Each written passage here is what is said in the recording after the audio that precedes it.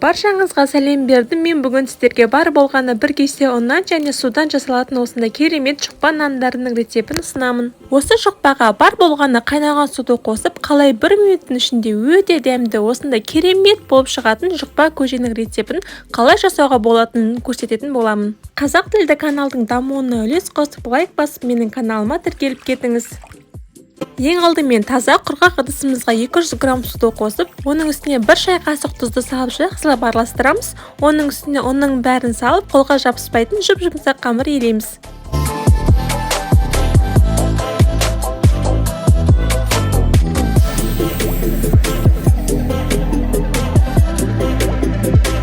Міне қамырымыз осылай жұп-жұмсақ өте нәзік болып шығады. Енді осы қамырды столдың үстінде бір қайтара дөңгелетіп елеп шығамыз. Және бетін жауып 15 минутқа қалдырамыз.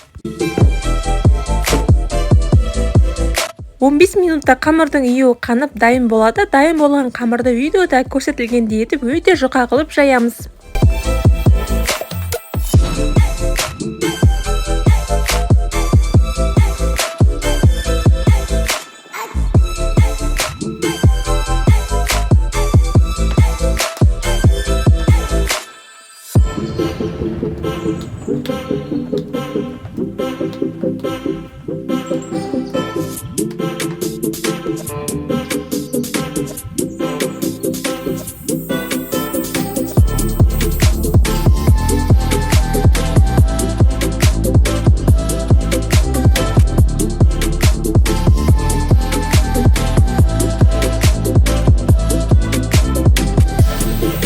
Мінекей қамырда жайып алдым. Көріп тұрғандарыңыздай өте жұп-жұқа болды. Қолдың бейнесі көрінетіндей өте жұп-жұқа қамыр болуы қажет.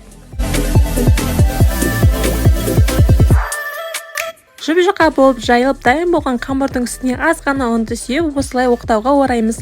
Және мантының қамырына кескен сияқты етіп кесіп шығамыз, бірақ мантының қамырынан 2 есе үлкен болуы қажет.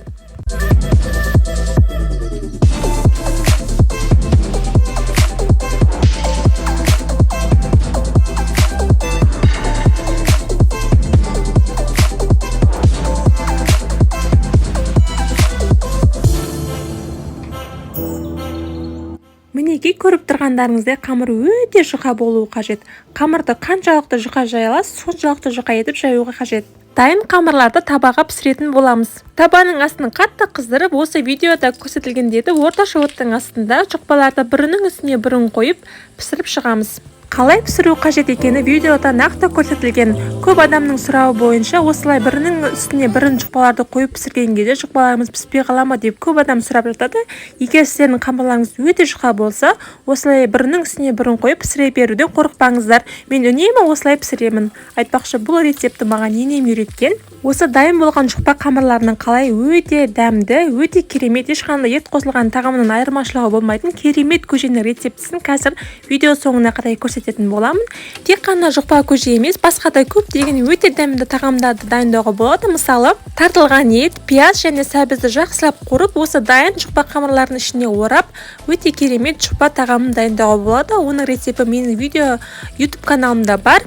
Көптеген адамға ұнаған болатын. Сізде көріп қарап көріңіз, ссылкасын видеоның описаниясына қалдыратын боламын. Айтпақшы, табаға әр қамырды қойған сайын оның үстіне осылай аз ғана сұйық май себуді ұмытпаңыздар.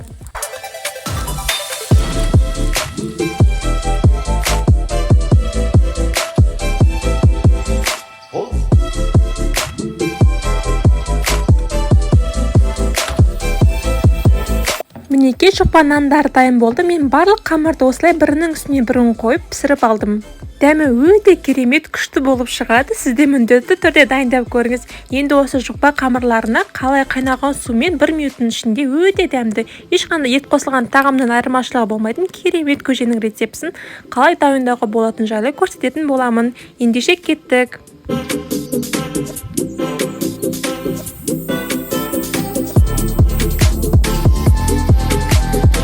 Бірінші жұқпаның тұздығын дайындап аламыз. Үшін осылай жарты дана пиязды өте жұқа етіп турап аламыз.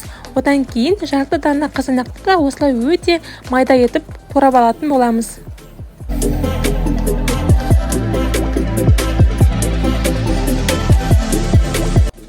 Қызып тұрған табаның үстіне осылай қолдың сары майын немесе малдың тоң майын қосуға да болады.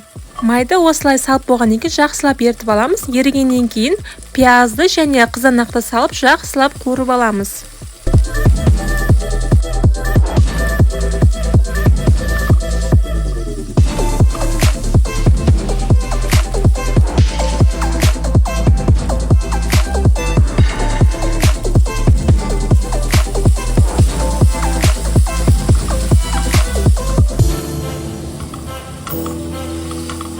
Мінекей тұздығымыз да дайын болып қалды. Енді кесені алып, оның үстіне бағана дайындап алған жұқпа қамырларын майда етіп турап шығамыз.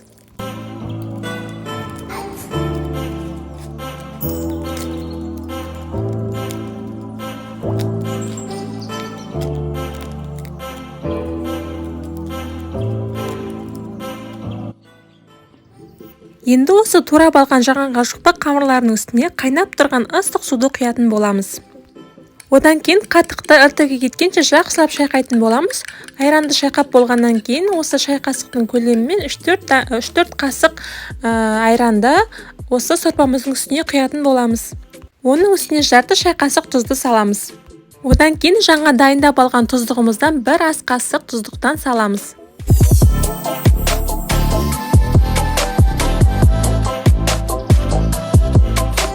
Барлығын да салып болғаннан кейін осылай жақсылап араластырамыз.